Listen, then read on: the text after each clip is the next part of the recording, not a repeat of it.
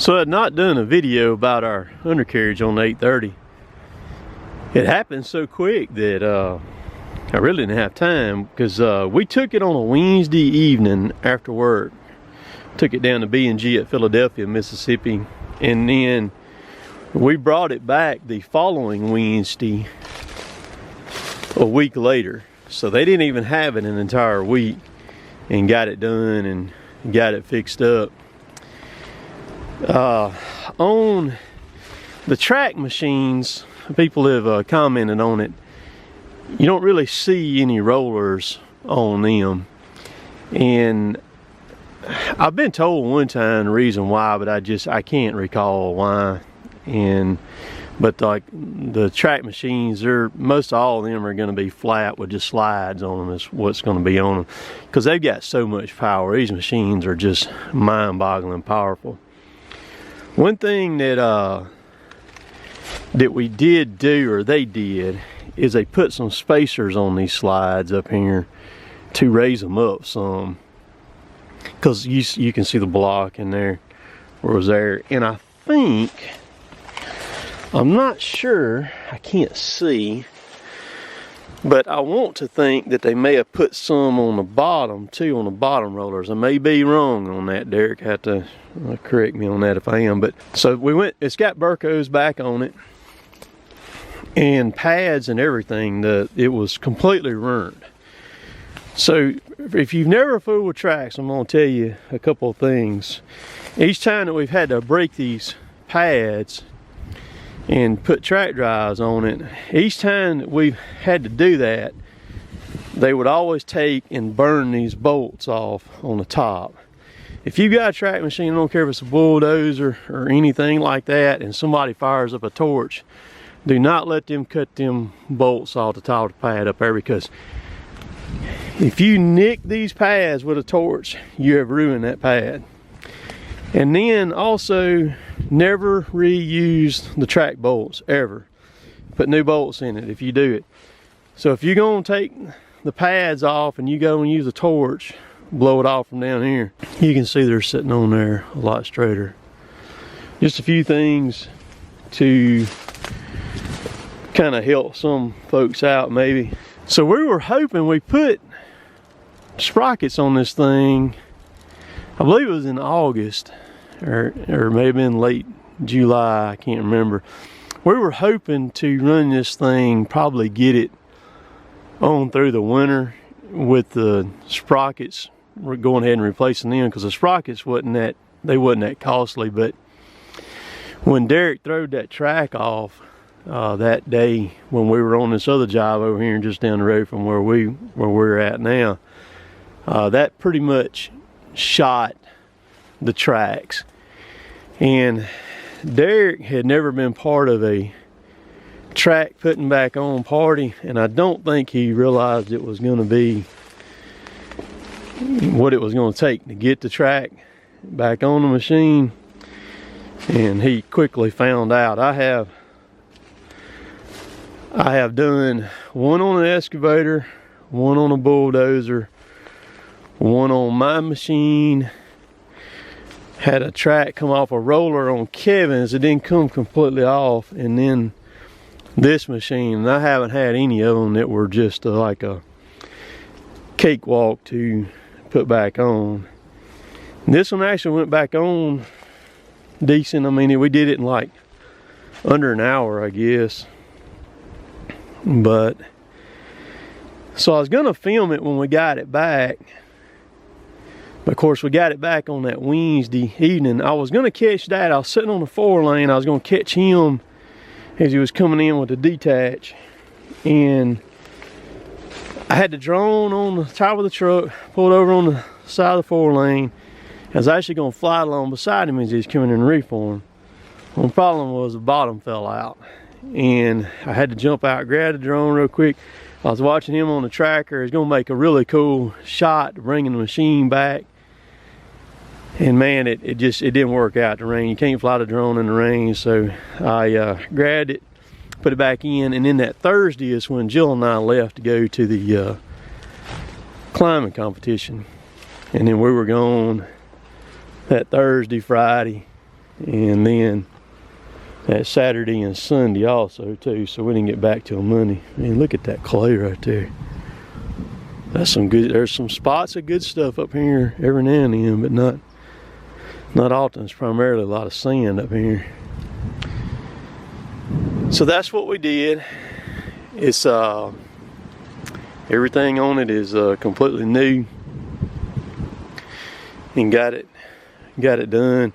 Because I tell you, October and November were pretty crazy for old Cotton Top with stuff going on. We did a lot of stuff, and then I've got something else pretty big in the making that's going to go down Saturday.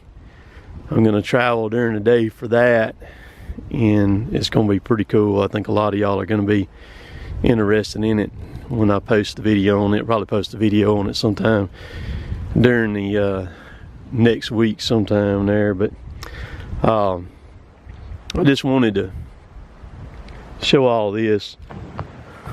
Look at the view up here. The wind, I'm pointing straight north, and that wind's coming across there right now. I don't know if you can hear it on the microphone or not, because I got some good windscreens on this camera. It's gusting about 25 miles an hour.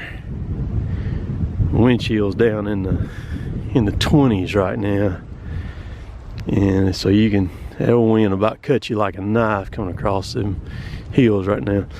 So I'm about to head on in. So in my shop now,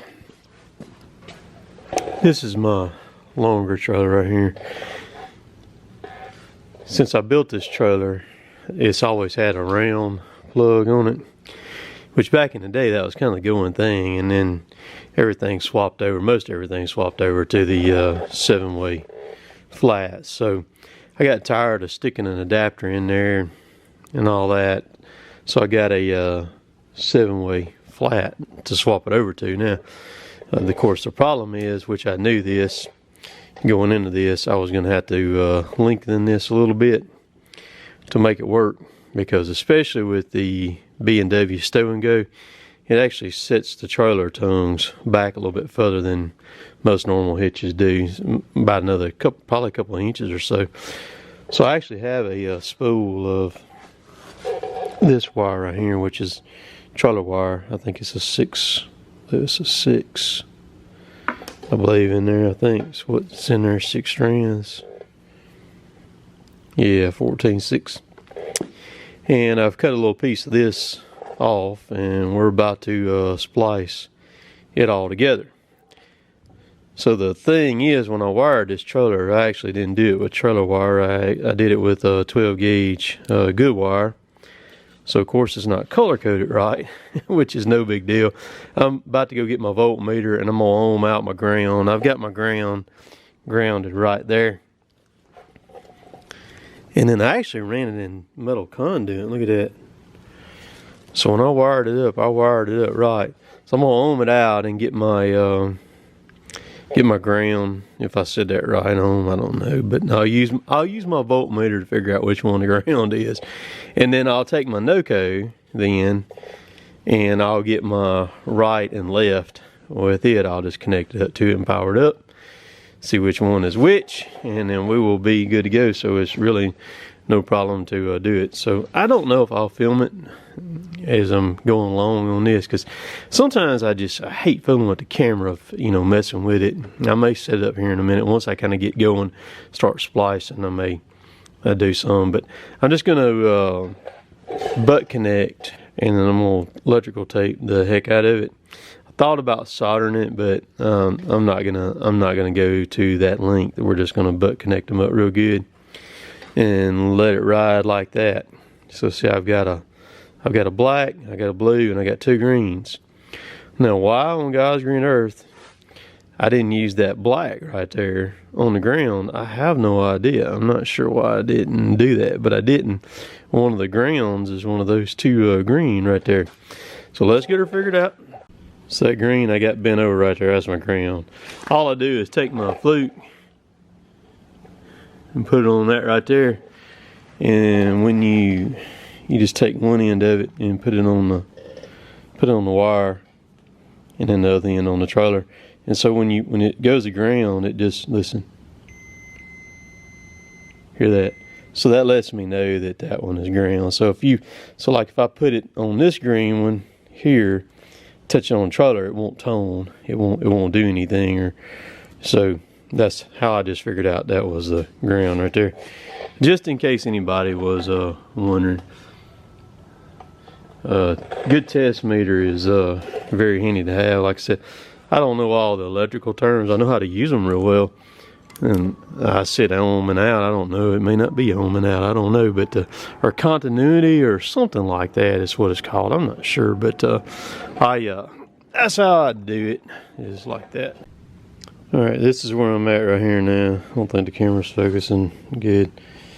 I gotta strip these back. I cut the red and blue, just cut them out because that's all I need, just those 4 wires right there, the green, the yellow, and the brown, and that's it. And that's gonna be my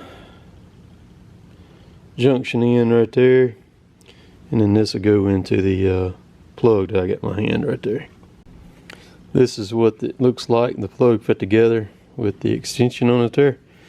Now all I gotta do is connect it to the trailer end right there, tape it real good, and we'll be good to go.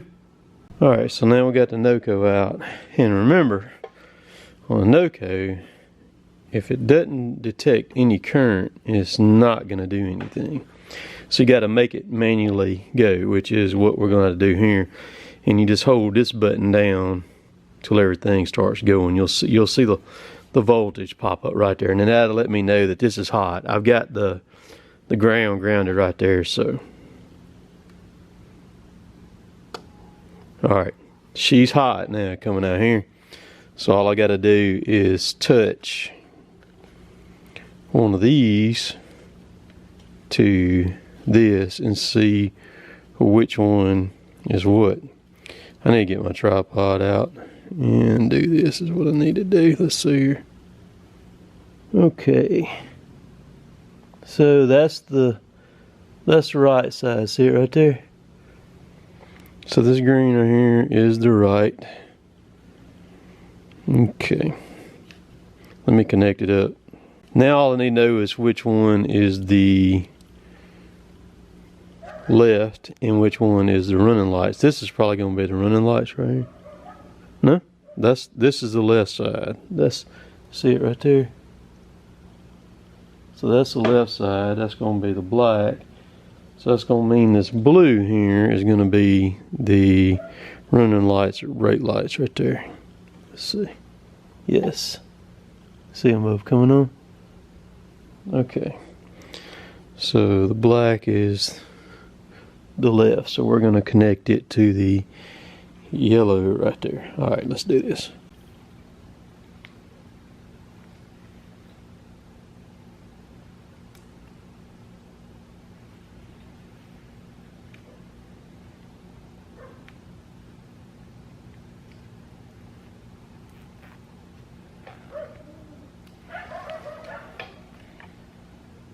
This is my running lights right here, and they're going to connect to this one.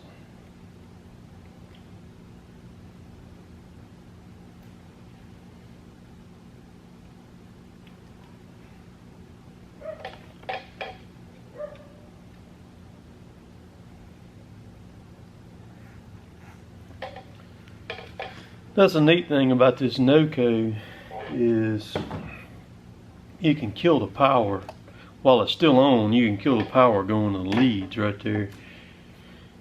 And I don't like this dude here. So I got it plugged in the truck now. See the one on the left's blinking for the left. And you see the one on the right over there is blinking for that.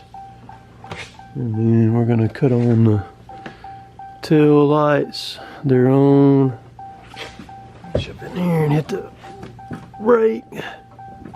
See the brake coming on both sides. That light on the right is a little bit different light than the one on the left. It's a lot better light, it's a lot brighter light. But so that's working. So this is what it looks like right here. I'm about to get some loom over there and put on this section right there to cover that up. That'll work. So this is what it all looks like with the loom on it there now. You can see it. It's got her fixed up. Now we'll have to throw that adapter in there every time now and just plug right up to it and roll.